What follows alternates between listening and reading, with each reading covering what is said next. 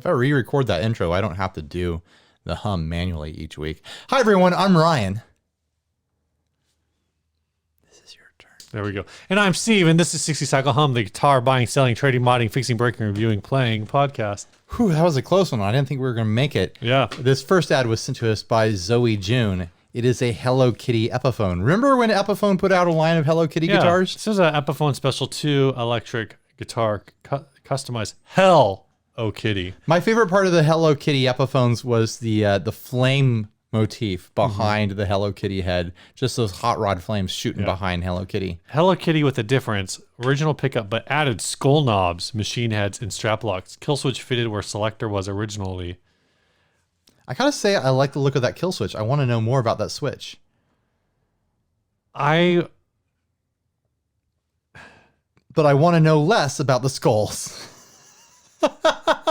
He put skulls on everything. There's skulls on the tuners. I didn't get a screen grab of it, but the strap pegs are skulls too, which I had never seen before.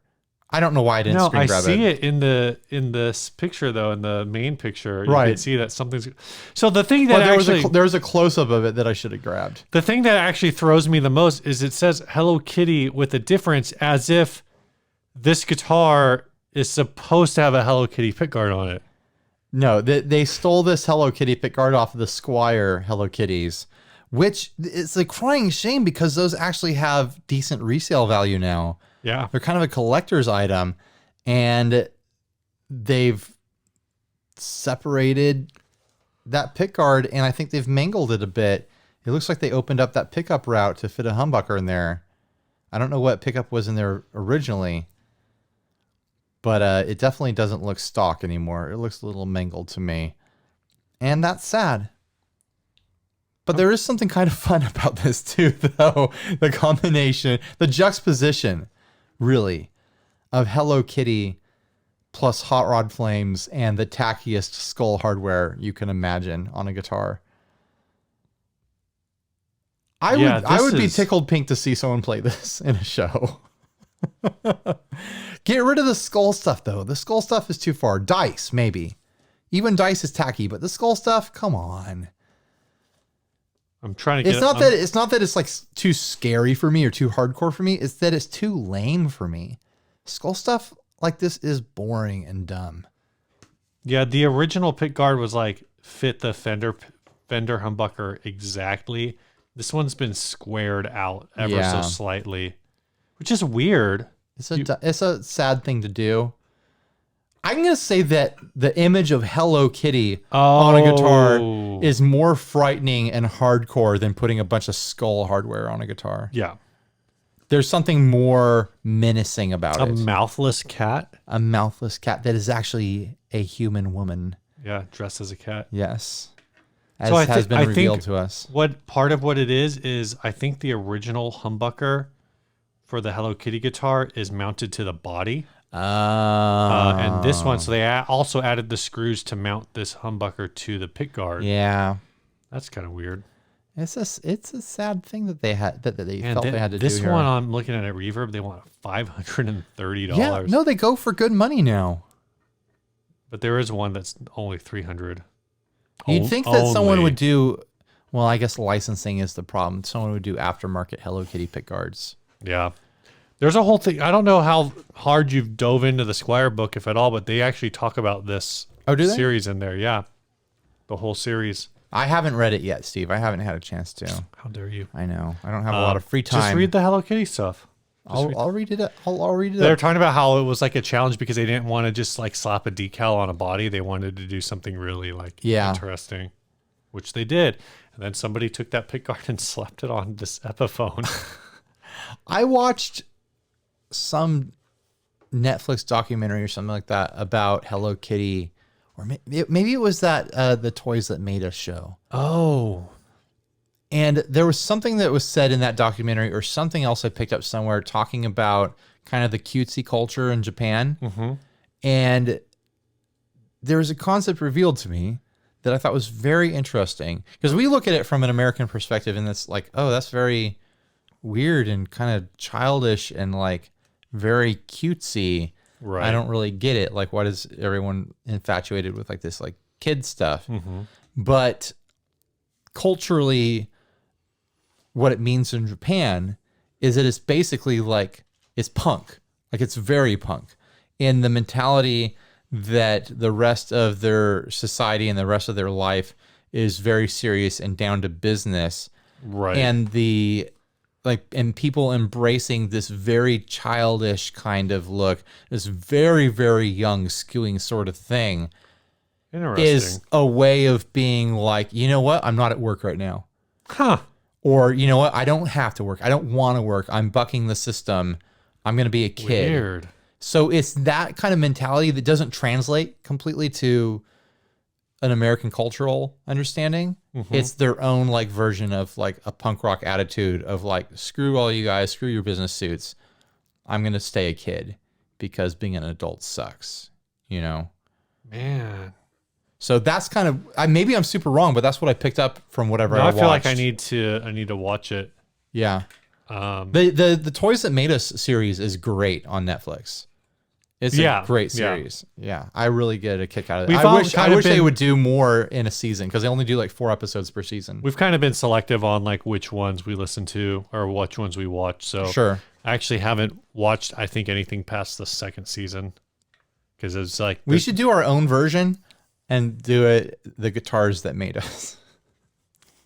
And I can spend 6 months of my life trying to make a little well-produced show. Trying to interview a bunch of people who don't really want to talk to you. Reverb's doing it. Reverb's putting out a pedal movie.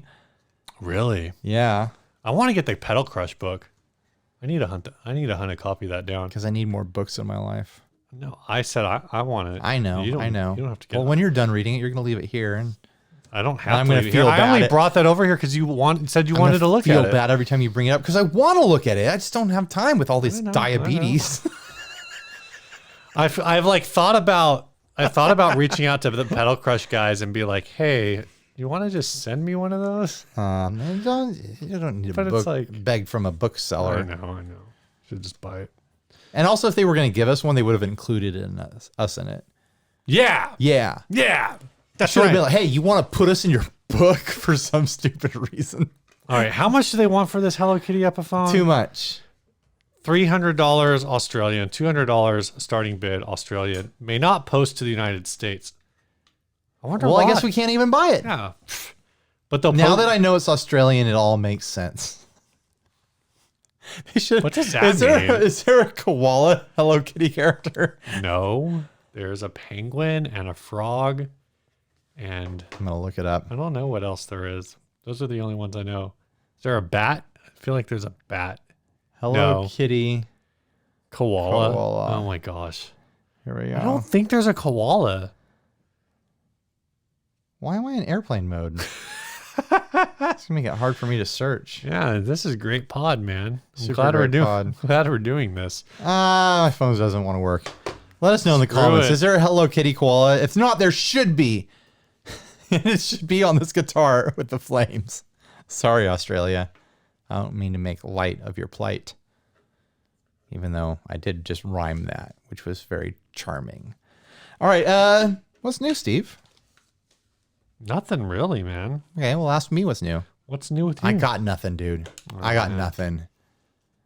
I mean, I got new stuff coming in, but I'm going to do videos of them. I don't want to talk about it here. All right, so let's do this album exchange. Yeah, this album was selected by me. This is my personal choice. Oh, it was? It wasn't suggested by the Inner Circle? No. Okay. So you did this. I did this to me. I did this to you. Screw you, Steve. This was Jimmy Eat World's Static Prevails. My first note on it as I listened to the first song was, thanks, I hate it. I'm trying to remember what the opener is on that. This is going to be a little bit rough. Satellites? This is one of your favorite bands, right? Yeah. Have you ever listened to this album all the way through? I've listened to this album all the way through. I feel like that's breaking the rules. I feel like we're supposed to be selecting albums we haven't listened to all the way through. That was never in the rules. Maybe that was just always established from the beginning that this was designed headcanon to punish other people. Okay, I want to hear what you have to say about this album. I've listened to this album a bunch. All right. Guys, let us know in the comments. Should this be only albums that we haven't listened to ourselves all the way through, or can it be anything? Let us know what you think the rule should be. What was my first thought? Actually, my first thought was I love that you took notes on this album that you apparently love. Well, because I can't remember like every detail of every song. But actually, the one thing I noticed that was just funny because I was listening to it at work, but the song Rockstar, which is the second track, actually has a music video. And the thing that cracked me up is there's like on the chorus, there's like a different overdrive, and it's a rat. Yeah. And so there's a thing in the video where like they show whichever one of the guitar players it is like smashing a rat, like the pedal. And I was like, oh man, the 90s when your pedal board was just one pedal. Yeah, totally. I actually picked this album because I thought that my thought was if there was any album of theirs that would be accessible to you, this would be that album. Why do you think this would be accessible to me? Because this is like a 90s punk album. I guess. This is Jawbreaker, like a Jawbreaker album, basically. Like that vibe. Or like Rocket from the Crypt, Drive Like Jehu kind of a thing. Like this album's actually produced by Mark Trombino, who was the drummer for Drive Like Jehu. Sure. And produced like a ton of bands in that genre. But I guess also produced No Knife, who you probably also hate. I don't listen to them, but I'm fine with them existing. I'll just read through my notes. Let's go through these notes, Ryan. This sounds very 90s. It does sound very 90s. I wrote it at one point. I will say the production quality on this is very like first major release for a band in the 90s. Was it their first? It's their second full length, but it's their first with like a record contract. It was a long ass album too, dude. There was like 18 tracks and each song's like 4 minutes long.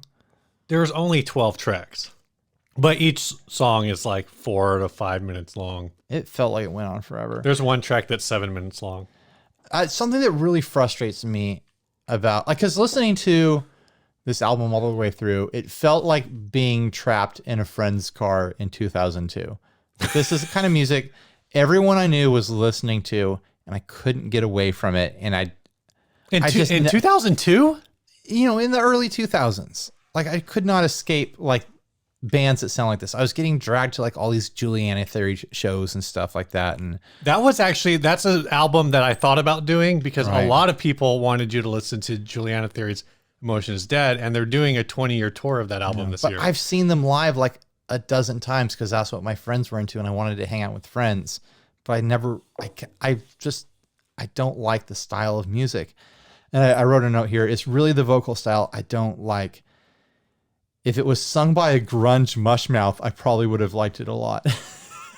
But there's two different. So would you say this about both vocalists? Because the two vocalists are like completely different vocal styles. No, they're like doing the same genre. Like it's the genre of vocal style. I guess. I get so frustrated by this because it's like this style of music, like I feel like people aren't hearing what I'm hearing in it when I say that I don't like it. Because I've been complaining about this style of music. No, I know. Since I met you for over a decade now. And that's what, again, like why I picked this album is because to me, the two vocal styles are very distinctive. To me, they're both within this genre of singing. Yes, but like I'm looking at it from the perspective of like Blink-182. I would much rather listen to Mark than Tom. Right. And sure, they're both like pop punk vocalists, but they're very distinctive. Yeah, I don't think people get what I'm saying when I don't like this singing style or like the vocal style of this genre of music. I wrote, did these songs get played in the background of 90s teen movies? Because that's what they sound like. They did. The song I think 17 was on the Never Been Kissed soundtrack. It just sounds like that, like 90s background music. Going back to the grunge mushmouth thing, this is referencing kind of the guitar quality of it and a lot of like the way the songs are played and whatnot. It's emo Bush. Sure. Like it's kind of got this Bush quality to it, but with emo singing. I mean, I guess that makes sense. Again, you know, these are bands that are West Coast, like emo, which is grunge tangential, I guess. But Bush was Bush a was like UK post band. grunge, but I Yeah, guess yeah. or whatever you want to call him. I wrote "Call It in the Air." Are you familiar with this song? Yes. I wrote "Is the Sound of Steve." Like if I close my eyes and imagine like the soundtrack to Steve, like that is you for some reason. Like everything in that song, I was like all Steve's influences are wrapped up in this. I mean, that's fair. Yeah. I wrote, I don't think I could tell this music from any other 90s aughts emo band. Like mix it up with Julianna Theory and ask me which one it is. I have no idea. I think, sure. Or like Yellow Card or whatever. The Julianna Theory album that's before that one. Yellow Card is a pop punk band. But Yellow Card is distinctive because they put violins on everything. All right. Something I hate about this genre/era is the overwhelming sameness. Is something I wrote. There is, but that's like everything like that hits in this genre sounds like it could be the same band. Like I've heard a bunch of Jimmy Eat World like radio hits, which weren't on this, and I feel like I recognize. Two albums before they were radio successful. I recognize those and like, oh, I think that's Jimmy Eat World when those come on. But everything on this album just sounded like every single other album that my friends were listening to in that time that I was sick of. This is the album that started all those albums, potentially. Because what you're describing is a bunch of things that happened 4 years after this album I know. came out. I don't know. I said I like Ryan, this album has a Star Wars reference. Okay, I'm gonna say something positive. I said I liked the intro and the kind of the riffage in Robot Factory. Oh yeah, Robot Factory is a cool song. Yeah. When I was listening to it, I was like, if there's a song that Ryan actually will like, it would be this one. Yeah, I like the guitar parts in it. And then my last note is I did it. I listened to the whole thing. I survived. You survived. You made it. I think it really did feel like being stuck in a friend's car. I think in the early 2000s. So my favorite song on this album is probably Anderson Mesa, which Anderson Mesa is the song that I always thought about when, even though they don't sound the same, just like the imagery, of that song for our song 28 Steps. Like I had a lot of the same imagery sure in my head. Just like desert. Like this is desert music. Everyone just do you wants to think be in this the is desert. desert music? Everyone just wants to be in the desert. Right. A memory I had when I wrote down the overwhelming sameness comment is we were at a show with our buddies who were in a band that we would play with, and another band was playing one of these, poppy, punky, emo sort of outfits, and our friend was standing next to me, and he started to like mock the vocal melody, and he'd be like, blah, blah, blah, he did this, and now he's going to go to this, and he like predicted the vocal melody line. Right. And it's like they're all doing the same freaking thing in every song, and that's what I hear in a lot of this music. It's like, and it's what happens in genres. I'm a surf rock guitarist. I can't complain. Like all the songs sound the same, but there's something about that style that I really don't like and really doesn't connect with me. And because it is just so pervasive and you can't get away from it in this style of music, in this genre, like it drives me bananas. I just hate it.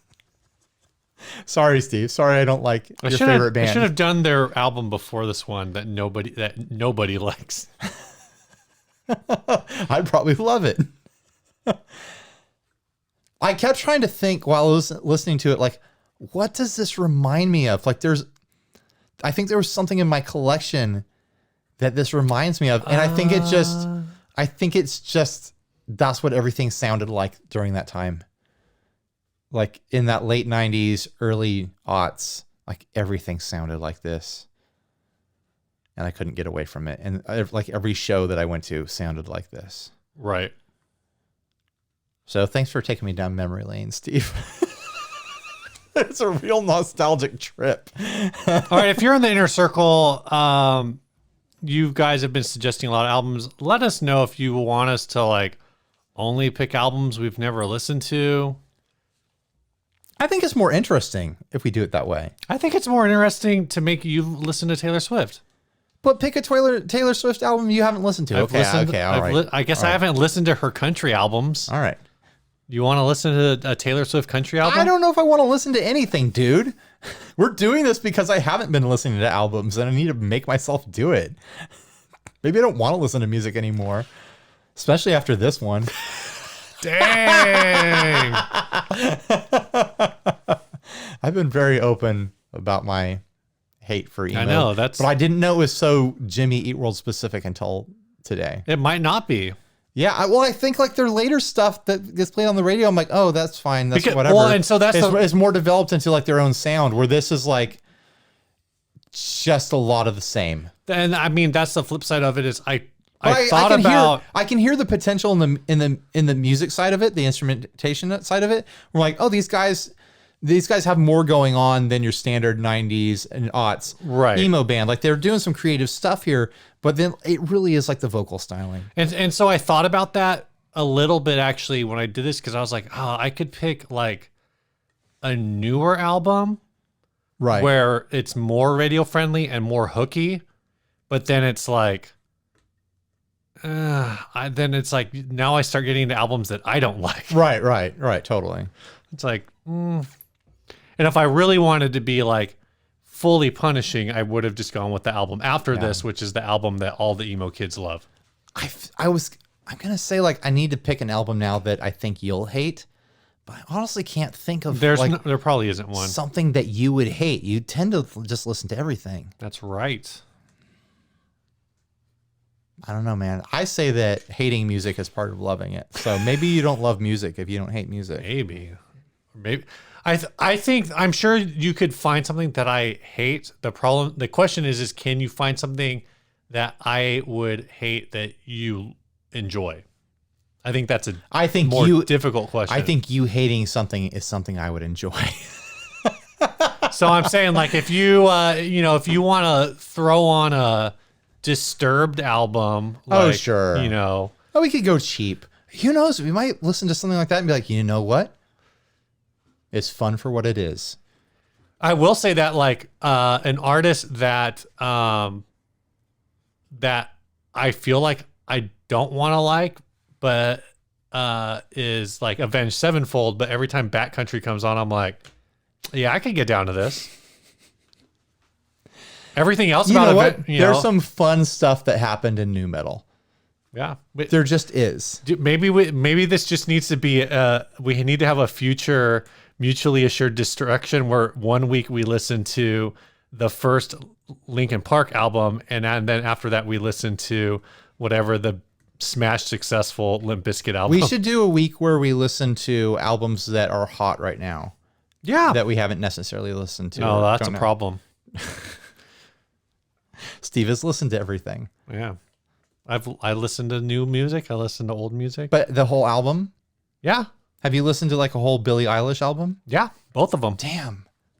I didn't even know how many there were. There's like an EP that's like 7 or 8 songs, and then the album from a couple years ago. Steve's way ahead of me. I gotta find guys, tell me an album Steve will hate. Because you like pop. I think I listened to the new country. Taylor Swift album like when it came out. If it was like a bro country album, that that's like a mutually assured destruction. You're scenario. fine with like hardcore, so you're probably fine with any metal I could ever throw at you. I think honestly, like, your best bet, it would probably be something like super doomy to the point where it's like only Doom kids. Like I tried to listen to a Sun album and I got kind of bored. Oh, really? Like I was kind of like, okay, I listened to Doom Pandora on the way up to NAMM last year, and I was like, I need to listen to this more, and then I never did. Yeah, I actually enjoyed it. There's like some of it, but like you're talking about in this like melodies being predictable, right? Like there's definitely things where I'm like, they're working with like 4 notes. This is really cool, but like, okay, let's see, I've counted 8 measures here, so they're probably gonna change to the next note soon, Oh, that note was Right. a fifth? No Yeah. way. Oh, Yeah. wow. Oh, Cool. I bet they're going to do something dissonant next. Yeah. Oh. Then, you know, it's not like I wouldn't say I hate it, but like I definitely like I couldn't listen. It was very hard to listen to it at work. Maybe I need to go and a deep dive into some sort of like world music or something. Well, I think, you know, you talked about like oh yeah, that could be. I think if you hit me with like a full reggae album, oh yeah, that could be a tough one. I'm just not like white reggae, like Slightly Oh my Stupid or something like gosh. that. we're gonna both listen to the UB40 album. Listen to Sublime. That would I have not listened to a full Sublime album, either have I. but I have listened to most of the Police albums, all of them. I'm pretty sure in San Diego they just play every Sublime song there's ever been on the radio, so we've probably heard the full album. I've actually never listened I guess I have when I was a kid. I have not listened through Dookie in probably 20 years. That would be nostalgia right there. Yeah. You want to listen to a bunch of songs about masturbating? There you go. Damn it. All right. Hey, guess what, everyone? This episode was brought to you by Chase Bliss Audio, makers of fine pedals like the Condor. Caw-caw! Cuckoo! That's what a Condor sounds like. Click, or, click, click. Or the Tonal Recall, Yeah. which is a super fun, dark and modulated analog delay. Or the Therme, a hyper glitchy, step filtery, oh man, how do you even explain it? Sort of delay. Oh, the blooper. The Brothers? The blooper, the most ridiculous looper ever invented. You know what I'm in the mood for, Ryan? Chase Bliss makes ridiculous stuff. It's more creative than you are. Go check them out. You know, if anything, go check them out. Go pop them a message. Tag them on Instagram and say thank you for sponsoring the podcast I love to listen to.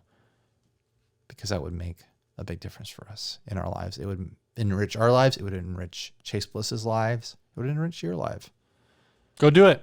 It's like ChaseBlissAudio.com. It's like the butterfly effect. You say something positive to Chase Bliss about us on the internet, and you are going to help avoid World War IV somehow through the chain of events.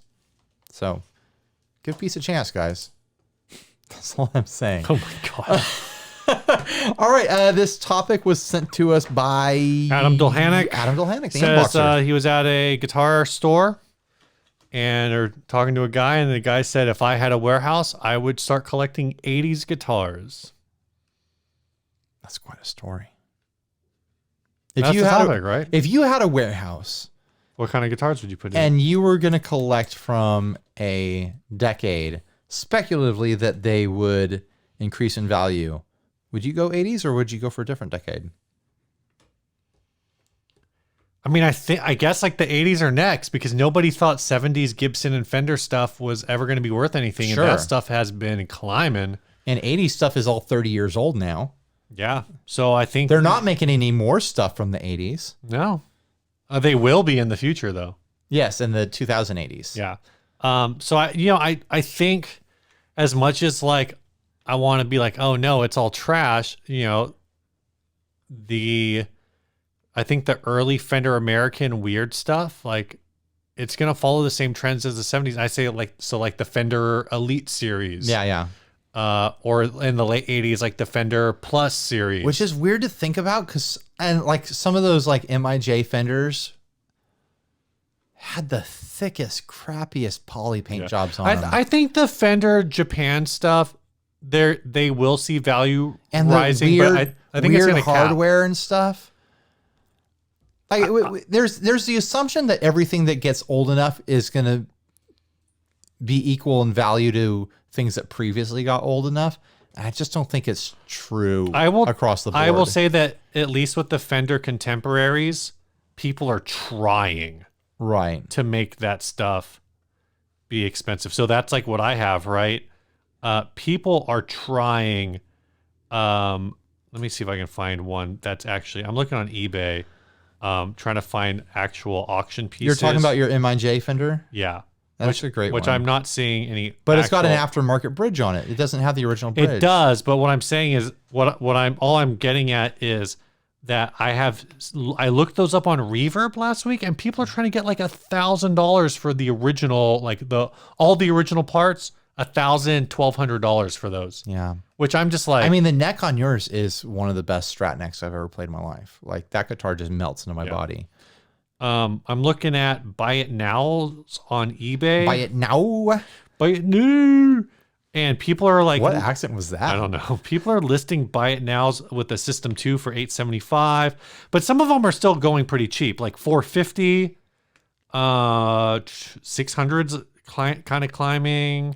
These are Buy It Now prices, so sometimes they're negotiated. I'm not convinced that Buy It Nows are always real, but the issue is nostalgia. Are there enough people that have nostalgia for 80s guitars? Well, and that's what I mean is I think the Japanese stuff, you know, it's really high quality. I just think the prices have a ceiling on it. I mean, I guess we don't know because that's like the first wave of big brand import stuff. Yeah. Right. So it's kind of hard to, there's nothing to speculate on. A lot of trash out of the 80s. There was good stuff. Oh yeah. Too, but it was kind of like the beginning of like where we are now with like cheap, affordable guitars being somewhat playable. Mm-hmm. And so there's a lot of stuff that made it on the market and stayed on the market. Like I'm thinking like Washburns and stuff like that. Right. Like 80s Washburns that were like the cheaper versions of stuff. And I mean, made to look like, you know, super strats and whatnot, but they're just not going to have the value of, you know, the right era of Kramer or something. So I don't think you can be so general to just be like, oh, I'm just going to collect a bunch of 80s guitars and it'll pay off. No, it's got to be the right ones. It's got to be very specific guitars for there to be any sort of investment payoff. And it like some of that is so speculative. Like, how could you ever know? Well, I think that's the tough thing. But what I'm looking at right now, and again, these are just what people are asking for. Have you ever played Adam's Strat? The silver Strat? Rather, I should say, have you ever played Chelsea Strat? Have you ever played Chelsea Yes, Strat? yes. People are trying to sell those for over $1,500 on eBay. But those were worth quite a bit of money when we met her. No, they weren't. How much were they worth? Not over $1,000. So that's what I'm saying is like these guitars that work because they're weird push button. Yeah, I mean, it's push button selection. Yeah, that rubber grip on the knob so you don't lose your grip. All that kind of funky stuff. Like people are trying to push that now. People are trying to drive that the same way. So you know, again, like I've said it already. I always assumed that was like a $1,400 guitar when we met her. I think you could get those for like $800 or $900 at the time. Still, that wasn't bad 15 years ago. No, but you know, at the same time period, you could also buy like 70s Strats for like $1,000. That's true. And those now 70s Strats are like 2,500 plus. Those were instruments that people said like, oh, that's Fender's worst era. And the early 80s stuff is kind of the same thing. Like it was Fender doing weird things, trying to get their feet back on the ground.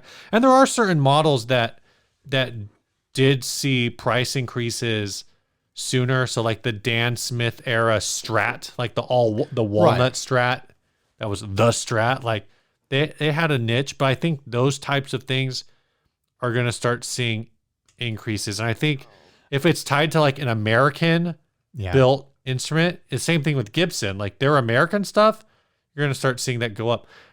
Something that would be interesting is whether or not instruments like the Sonics and the Gibson Marauder start to see price increases because they've seen a little bit of flux, but I'm still seeing, like the last I checked, which was pretty recent, I was still seeing those in like the $600 to $700 range at the most. Yeah. Some of that's just because it's hard to find those in decent condition. Yeah, it's one of those guitars that because it was kind of cheap and people didn't really want them, they got a little bit mangled. Yeah. And parted out. Some of them got a lot mangled. You know, like that's the story of like the Mustang, like the Fender Mustang. You find it mangled all the time because people didn't want them for a long time. And so people were trying to turn them into things that they did want, which always was disastrous. I don't know. If I was going to collect guitars on speculation that they would be worth more money, I would start collecting the quirkier Fenders from the 90s starting through now. Like the Supersonics, Vista era stuff, like the Venus and, Jagarillo, Cyclones and stuff like that. I tried to look up the price of Cyclone 2s. Is it the one with all the Jaguar pickups in it? Or is that the 3? I forget. And I couldn't believe how much they go for now. Yeah. So I wish I'd bought all of those when they came out. You can still get a Sonex 180, the Gibson Sonex 180, for as low as like $350. Wow. But there are people who are trying to sell them for like $800 or $900. Right. And that could be an indicator if people are trying to get those prices that eventually maybe they hit those prices. What I were don't those know. Gibson guitars that were that really wild shape and they were like their Floyd Rose humbucker, single humbucker? M3s? Yeah, I think so. I wouldn't mind owning one of those. Chelsea has the bass version of that. Speaking of Chelsea again. Yeah, but that's like that one is An that's Epiphone. the Epiphone. But it's the same body style. Yeah, the same. Yeah.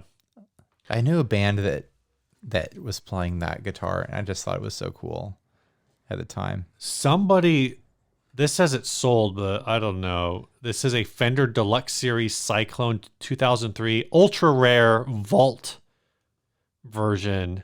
Basically, it still has all the case tags attached and whatever. That eBay is saying sold for $1,200, which is just that's what they're going for now. bonkers.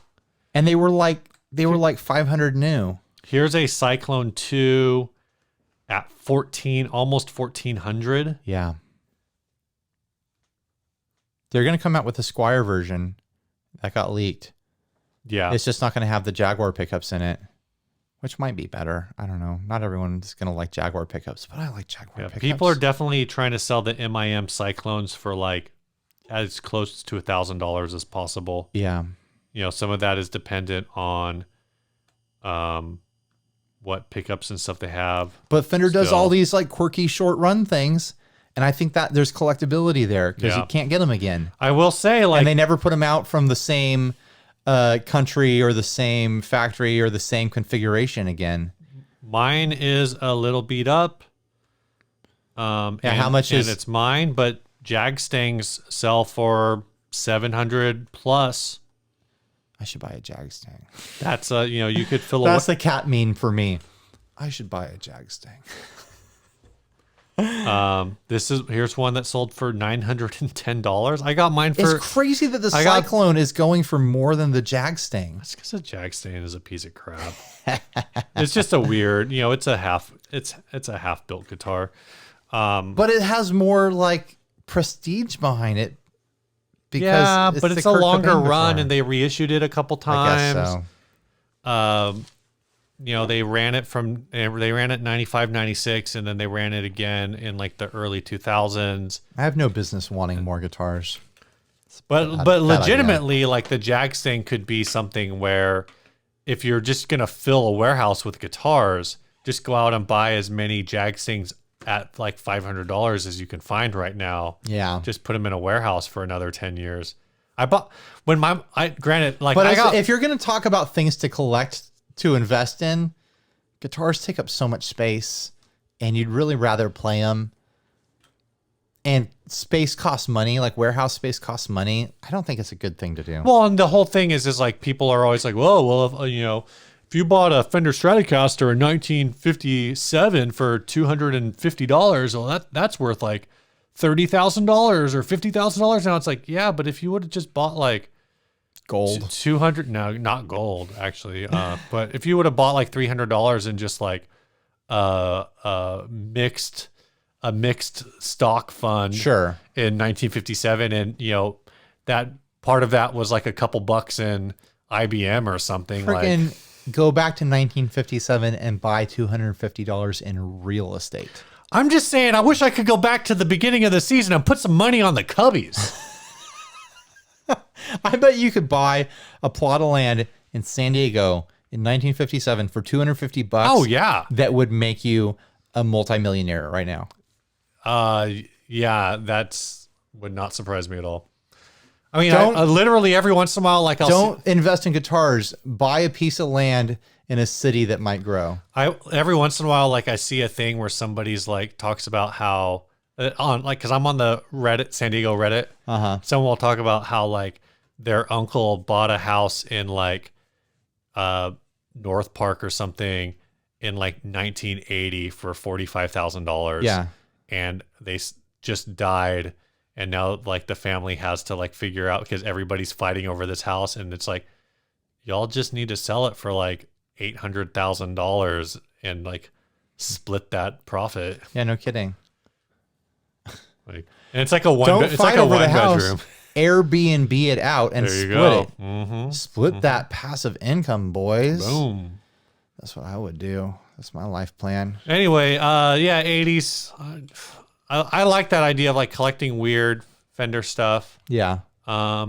It's got to be from the major brands because no one's going to wake up one day and be like, oh, well, I really want this 80s Washburn. Like, this is the collectible Washburn thing was now. actually exactly the brand I was thinking of. Of collecting Washburns? Well, no, like just, I was like, oh, Yeah, what's yeah. it? Like, because I always But, like the Washburn A5s. All the brands in that genre from the 80s that were, trying to do what other brands were being successful with, and they're putting out student models or whatever, or like an Aria 2 or something like that. Like you can buy up all the Aria 2s you want, but you're going to spend more in storing them than you'll ever make from the investment. Because no one's going to wake up one day. Like John Mayer's not going to wake up one day and you know what? I'm only going to play Aria 2s now, and there's not enough on the market to satisfy the need. It's just not going to happen. Yeah. But then John Mayer picks up a Fender, the Strat, and now there's a reissue of it. Right.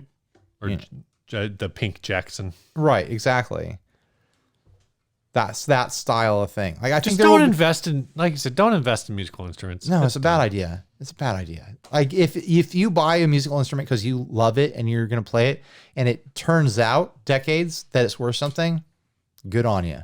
Yeah. I don't think you got lucky. I don't think you should plan on music instruments being an investment. That's a bad idea. Even going back to like the classic, like those old examples, the return on investment on like a 60s Fender, whatever, like you talk about the guitars and it's some of the values there, but those prices start going down really fast once you move outside of like, as you move like from the beginning of the 60s to the end of the 60s, and as you move from like model to model, right? This is a conversation that we've had with Mike Adams, is like, oh, 1967,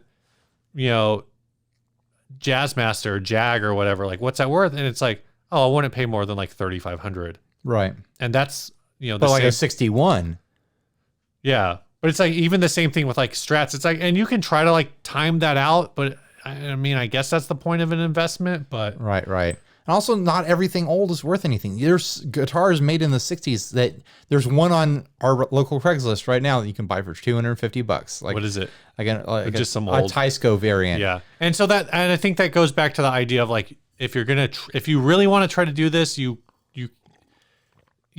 for the cost of one like 1980s USA Strat, you could buy like probably 3 or 4 or 5 Kramer Berettas. Right. Maybe Kramer Berettas, like that's a mixed. But is something significant is going to have to happen to like skyrocket the value of a Kramer and Beretta. You can't predict that. The Fender stuff, that's a ship that's gonna ride any tide, because that's a brand that's just going to be perpetuated. Yeah, I'd say the safest bets, big, like the couple big brands, Fender, Gibson, and then chasing short run models and finishes. I think short run, like you said, the short run, I still, I think about it, and I think about the fact that like you can get a sub $400, $500, those Sonixes and the Marauders and whatever. Just pick up a couple of them.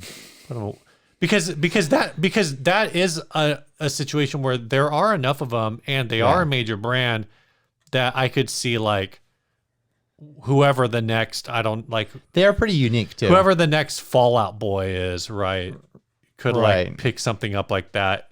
You'd have to like time that sale. Yeah. If they go up in value at all, sell right away. The next Jack White.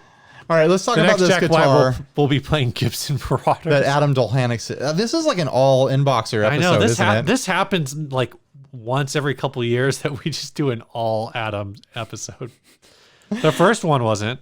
But this guitar has been floating around on different groups. I've seen it posted other places too. This was actually posted by the person who posted this in that group is also in our group, I think. Or at least is in a group that I'm in, which is Eugene Ivanov. So we're looking. We don't have any price information. I don't think it's even a listing. I think it's someone showing off their guitar. It's a cherry red SG. Looks very nice. P90 loadout. But the twist, and there is a twist, Steve. The bridge has been replaced with a Mastery. What? And the stop tail piece is missing. And further down the body, there is a Fender Jazzmaster offset style tremolo installed in the body, which means wood was removed from an SG, which is already a guitar suffering from lack of wood. How dare they? So do you think the weight of this bridge is more or less than the amount of wood that was taken out? Or not the bridge, the trem system. Do you think that weighs more or less than the wood? Oh, it's probably equal. It all comes out in the wash. But I always crack up when I think about my SG, when you take off the pick guard, just how little wood is around the neck joint. Right. And just like the thought of removing more wood from an SG is a little bit hilarious to me. It needs more wood, not less wood. But I don't know. I don't think I hate this. I mean, Gibson style headstocks are infamous for not being great for tremolo use because of the sharp angle on the strings. Extras. You got to really have that. You got to get that string butler. That nut lubed. Get the nut lubed, put that string butler on there so the strings glide through the nut slots straight instead of kinked to the side. I think this looks really good. I mean, obviously, cool. Like I understand why people don't like the completely missing tailpiece, but I think this is a match that works. Yeah, I think it looks fine. I think it looks cool. This is the sort of thing like I could see Pure Salem guitars running with this concept and doing a run. Yeah. You know, I don't know. The offset Fender trim, if you get it dialed in right, can be very pleasurable. It's a very smooth, flowy trim. I think it would work well. I mean, the guitar's got P90s. Yeah, this is a Gibson SG Classic. Nothing about at least it looks like one. This is your own guitar. You do what you want to do. It looks like the installation is clean. I'm fine with it. I don't know. The problem I'll have is when someone tries to sell this at an upcharge. Then I'm like, nope. Yeah. This is probably like a $1,100 guitar. Now it's an $800 guitar. Maybe to the right person. Which, I mean, if you really want to get your money out of it, take the Mastery out and sell the Mastery separate and put a Tune-O-Matic back in there. There you go. Or a roller bridge, like a cheap roller bridge. Yeah. I wonder if they had to do any sort of modification. I don't remember if the posts are a different width on a Jazzmaster bridge versus a Tune-O-Matic. I'd imagine they're a little different. I have no idea. So there might be some sort of modification underneath that pickguard there to allow that bridge to exist. Let us know in the comments if you know the tech specs between the two bridges.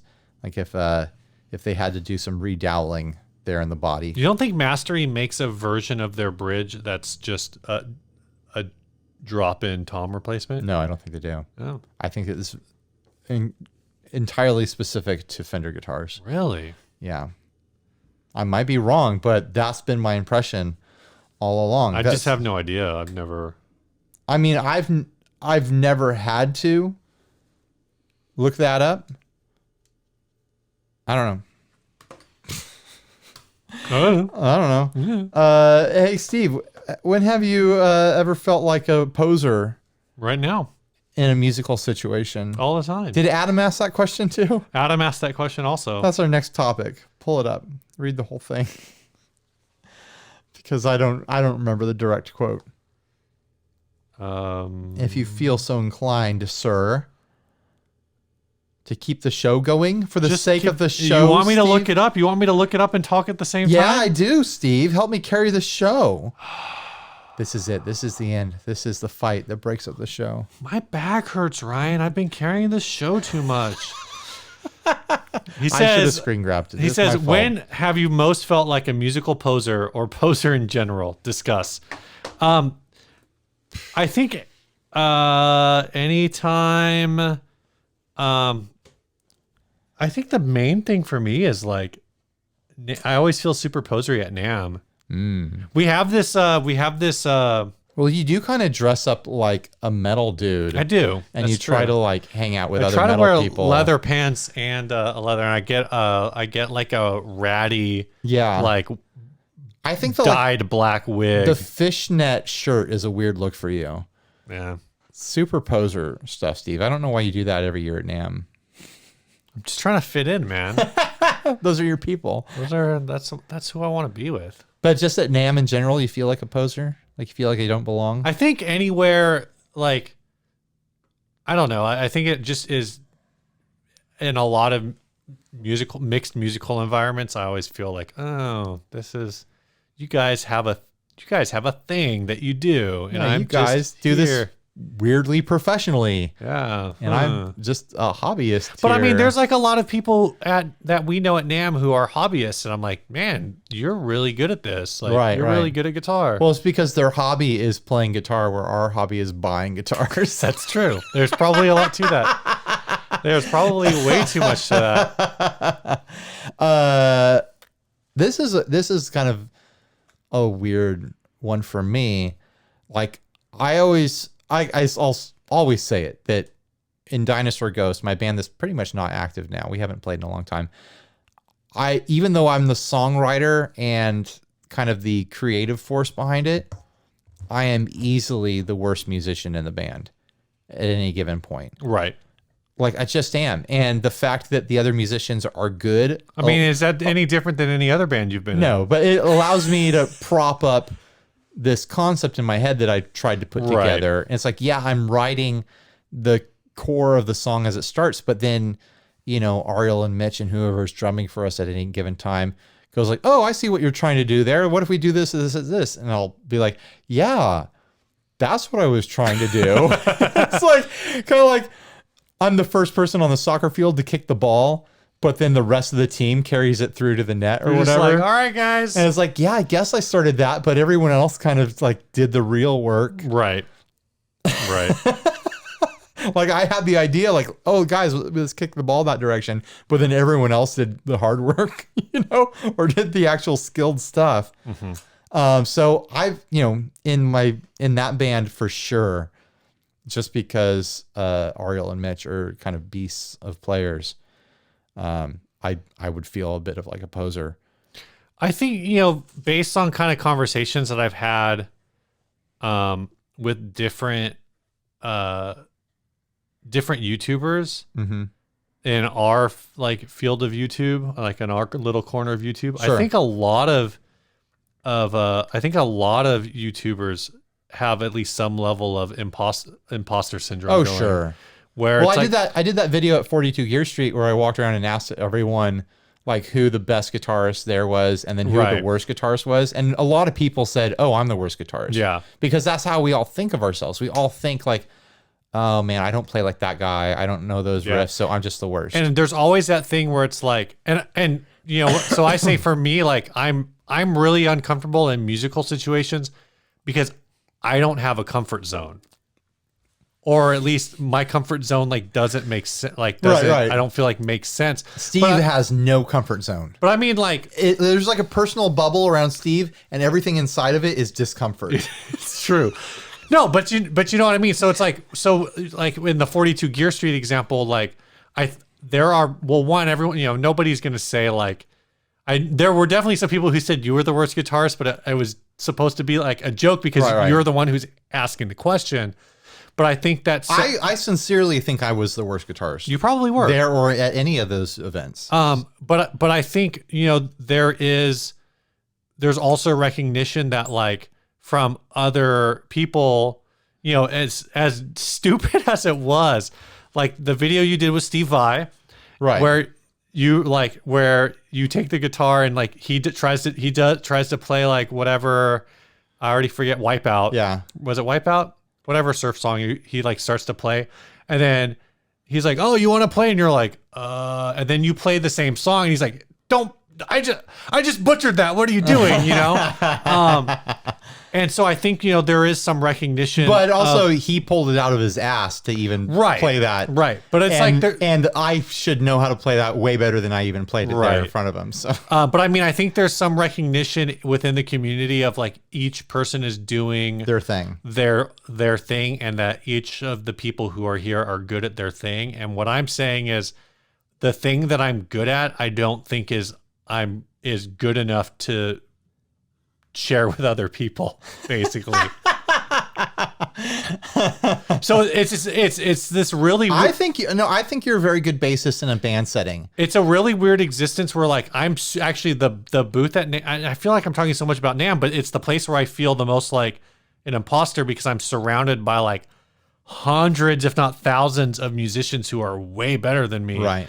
The one spot at NAMM where I feel the most comfortable because everything there is so weird to begin with is the Fuzz Roches booth. Yeah. Like I will go to town on Fuzz Roches pedals on bass because it's just like there's something comfortable about them for me.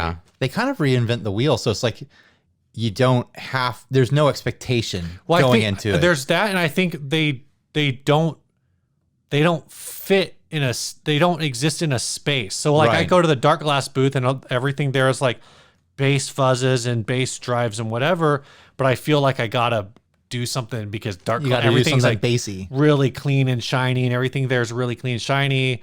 And Ryan, he always has like this Dunnable bass there and his pedals, and it just, like I said, it just feels comfortable, and it just feels like go to town and make noise, and it just works. Like I'm comfortable there. And there were other booths that I was in where like I was like, well, I know like 5 or 6 chords that I can string together and make some cool sounds, and as long as I just try to make those sounds sound cool and don't try to do anything outside of that, like I'm gonna be fine. But then it's like when you go to a booth after, like again, like right after like anybody else that I know, or like I'm sitting in a booth and I'm looking across the booth and like Mason Stoops is over there. I'm like, well, I don't even know why I'm trying to play these pedals. And it's not like anyone else besides the guy who's showing, like who's also got headphones on so he can show you the different sounds pedal makes. Like no one else can hear what you're doing. Yeah. But I'm still like, oh, what do I do? What do I do with my hands? I don't know. Yeah. That's how I am like a lot. Like, and like you said, like I do get like a lot of compliments in group settings where like, oh yeah, like that like walk right there was like the perfect addition to a song. Yeah. And I'm like, okay, cool, thanks. Every time I felt really awkward doing it. Every time I've played with you in a band setting, you're just one of those players who knows where to live in the song. Oh, thank you. That's the reality of it. Like, but then if I put a bass in your hand right now, it would be terrible. Like play me a riff, and you'd be like deer in the headlights, and you'd play something really weird, and it would fall apart. And you'd be like, why did you do that? Yeah, Steve, what are you doing? Yeah, I know. That was that's the. I feel like at some point you need to do a blooper reel from NAMM and just put my entire Fender Mustang video in that. I haven't scrolled through that yet. I need to edit that video and see if it's worthwhile. I don't think it's. I felt really bad. So I'll just put blooper reel graphics on it, like blooper reel from NAMM, and it's only that video, and it just plays in its entirety. That's how I feel about it. It's just like after every riff. Literally, okay, so literally, like I said, like I went from there, and then I went down to Fuzz Roches, and the entire time I was in Fuzz Roches, I was like, why did I not play any of this? Right. It's so weird. I don't know. Sure. I just needed to put a crazy fuzz onto your bass patch, and then you would have been fine. I don't know, man. All right, let's. I want to. Let's like obviously. Sure. Apparently, this struck a nerve with me. So it struck a chord. I have a lot to say about this, but leave something in the comments. Let us know what your musical situation is. where Like you when you where feel you like a feel out poser. of place, where you feel like a poser, where you feel like you just don't belong. Yeah. Maybe it's not musical. Do you have any not musical situations? I don't know. I'm generally just like not really at place in the world anyways most of the time. So I'm Do you ever look at Paul Frank's Instagram account and you're like, why am I even making art? you know what? No, like I know who I am as an artist.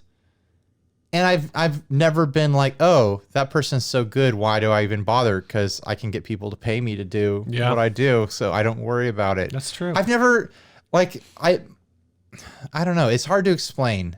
Like No, I mean that makes sense. my outlook on that stuff, because I don't think I feel embarrassment most of the time when other people would feel embarrassment. Right. Even though I should feel embarrassment. And not to say that like music is a competition. Sure. Because it's not supposed to be a competition, but I think there is definitely like, because there's such a range of skills. I think that there can be like, it's not intentional. It's not like I will just watch YouTubers playing bass and be like, what am I doing with my life? You know? Sure. And it's like, they're not people I know personally. Like they're not making this video to spite me. No, they are. They told me. Oh, okay. They're like, this is for Steve. We're trying to get him to quit. People I've never met are making videos before they actually know that I exist. I'm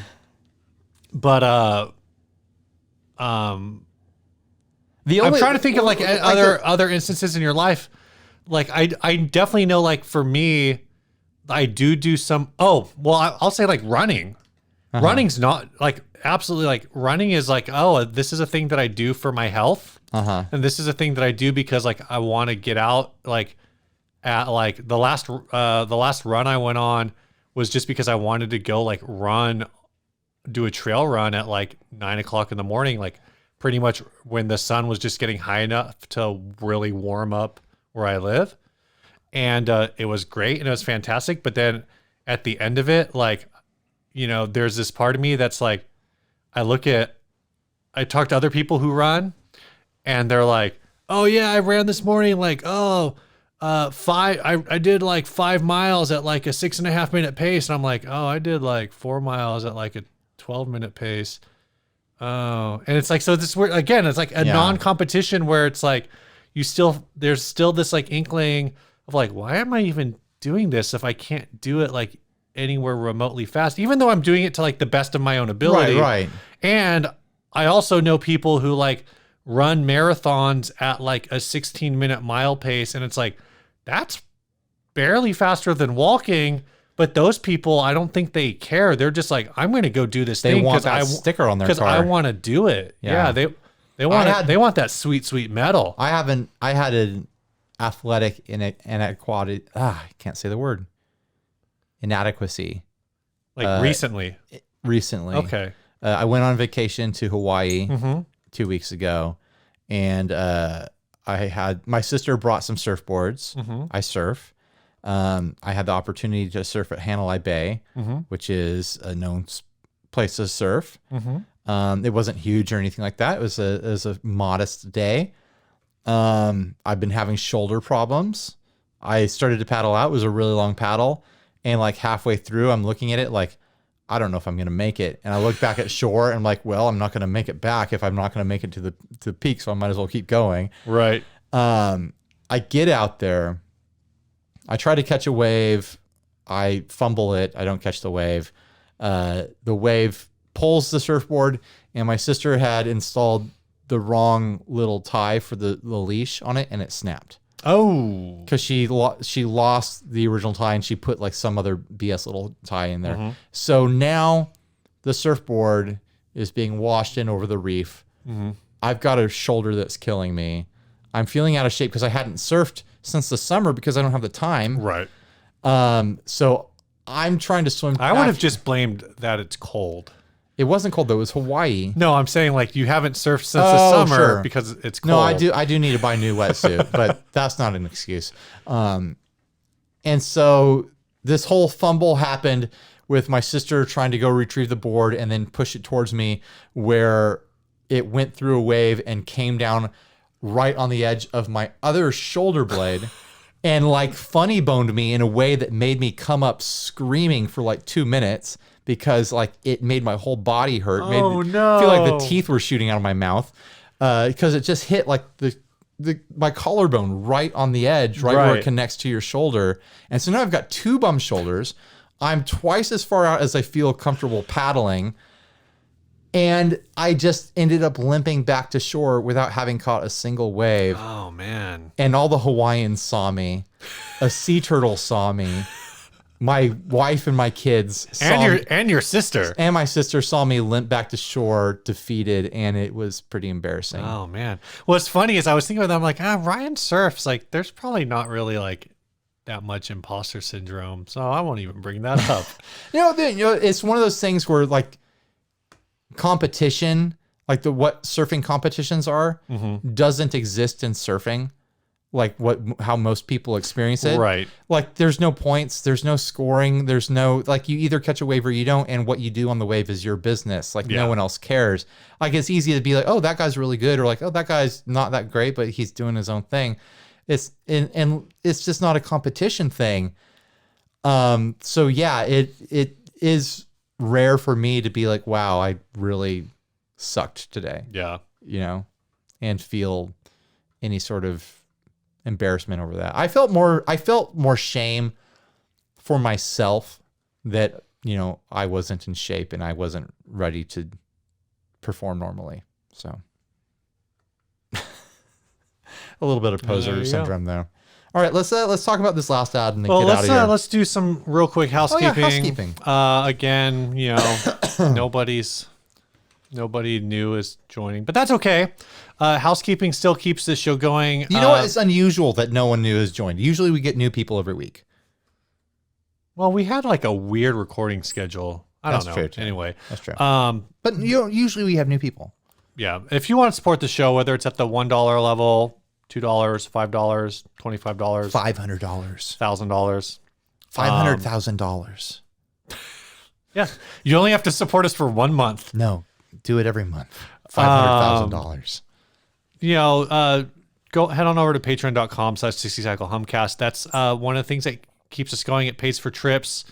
It helps us pick up new equipment. It drives like a lot of Ryan's like little goofy pedal explorations, buying all the cheap fuzzes and all the cheap choruses and whatever on Amazon. I was able to discover a $20 to $30 fuzz. Cuvave. The Cuvave.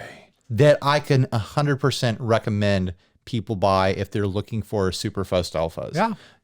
And I was able to do that with money from the Patreons. I didn't have to dip into my own pocket to, explore 6 different cheap fuzzes to find the good one. I found the good one for you guys. When you join at the best friends level, which is the $5 level, we're going to send you some stickers and pics. And if you join at the $10 level, which is the inner circle, you're going to get stickers and pics and some exclusive stickers. One exclusive sticker. Exclusives. And some push pin things, lapel. What are those called? Yeah. It's like an enamel pen. Yeah. You also get in the inner circle. You also get to suggest what albums we're going to review. Yeah, you get in the little behind the scenes group, and sometimes we just throw random stuff into a bag and send it to you. Yep, sometimes we do that. Sometimes we don't. Well, I'm buying all these mini pedals. I think I'm going to have to get rid of them at some point, and it's not worth selling them, so let's just give them away to people. That's what I'm saying. There you go. Yeah. So thanks everyone who already supports the show. We super appreciate it. Everyone who supports the show, whenever I update the list, they get their name on the list during the end credit song. Yeah, which is about to happen after this next ad. Yeah, this next ad was sent by Nick Harshaw, who is in the inner circle. This is a used crate BX200 solid state guitar head. They want $99 for it at, looks like Guitar Center in Southington, Connecticut. The best thing about this, and the only reason we're talking about it, is because the faceplate has been modified. You know how they'll modify like a Marshall faceplate to say like Mars or like Marsha or All or Hall. Or they'll modify the back of a Toyota truck to just say Yoda. Yeah. Someone has taken the crate logo on the front of this crate amp and modified it just to say crap. CRAP, and I love it. It makes me want to pull out my old little crate mini amp and do the same thing. I've been trying to figure out how they did this. Did they? Yeah, because is it just another R? No, I think they painted in a loop, the loop of the P underneath the top of the T, and they blacked out part of the T. And then they broke off where the E was going to be. Yeah, that part I see that. Right. It's just cute. I don't know if this thing's worth $99. It's a big old bass amp. It's BX200. It would be worth that much if it was like completely intact. But in its current state, it's total crap. It is total crap. Well, what do you think it's worth? $50? How much is this crap worth? I mean, if it's in like good shape, I guess maybe when you Google crate amp BX200, that's the first one that comes up. It's the only one for sale. All the rest got thrown in the trash.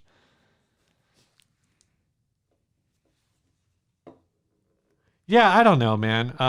It doesn't matter. You're not going to buy this. I would probably go with... No one's going to buy this.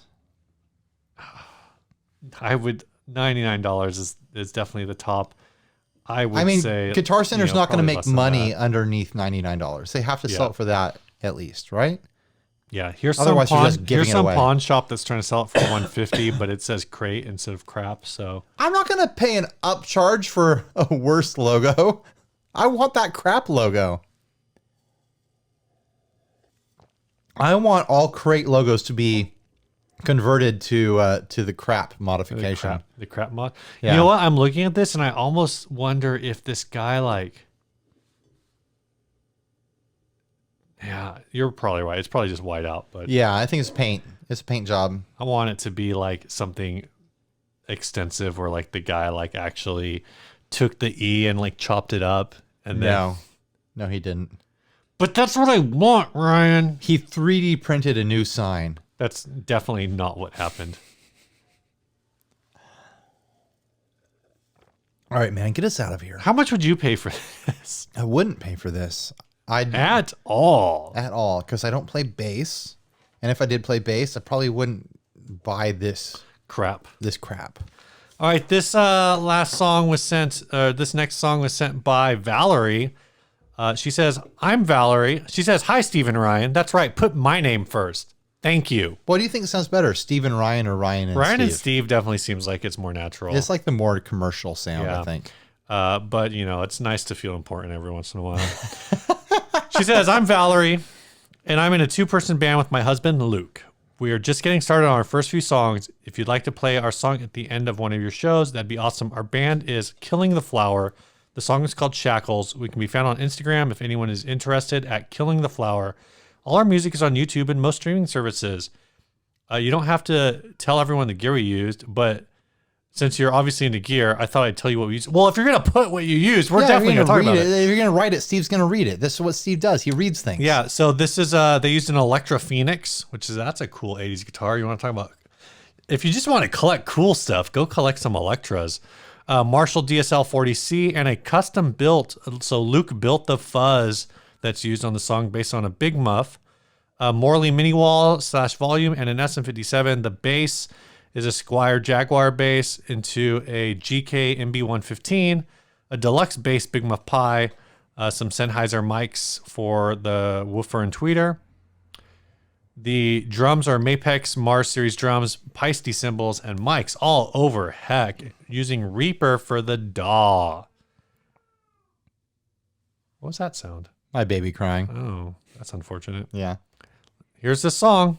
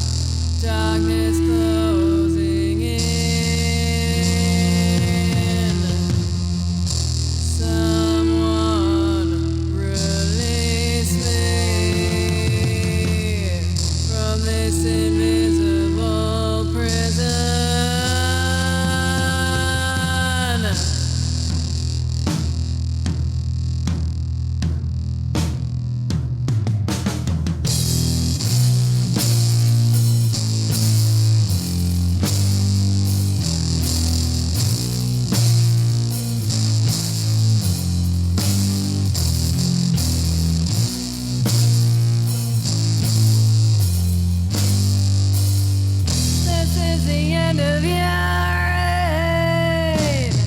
I'm broken free from your shackles. You're in its man, its end. I'm broken free from your shackles.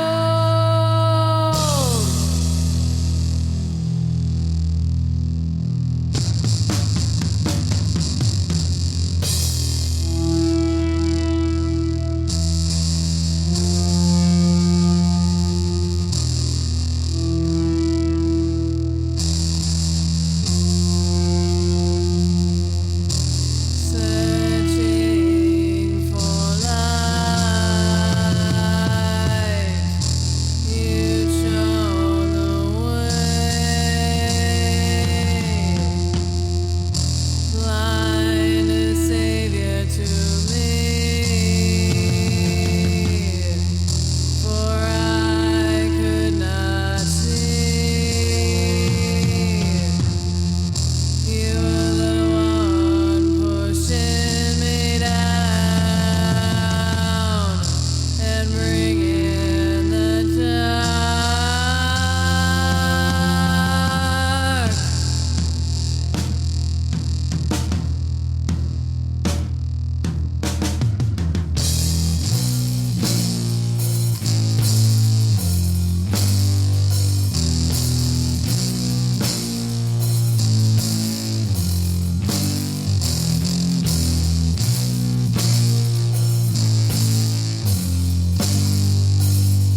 This is the end of your reign. I'm broken free from your shackles. You're in its man, its end. I'm broken free from your shackles.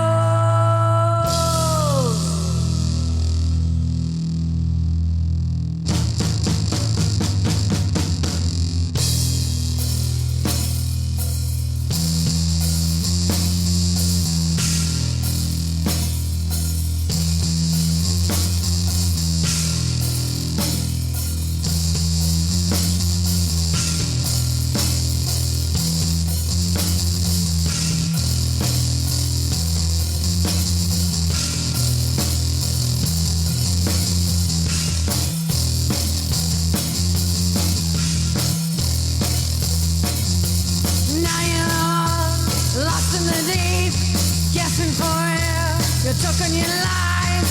No one will save you. They'll see you for what you are.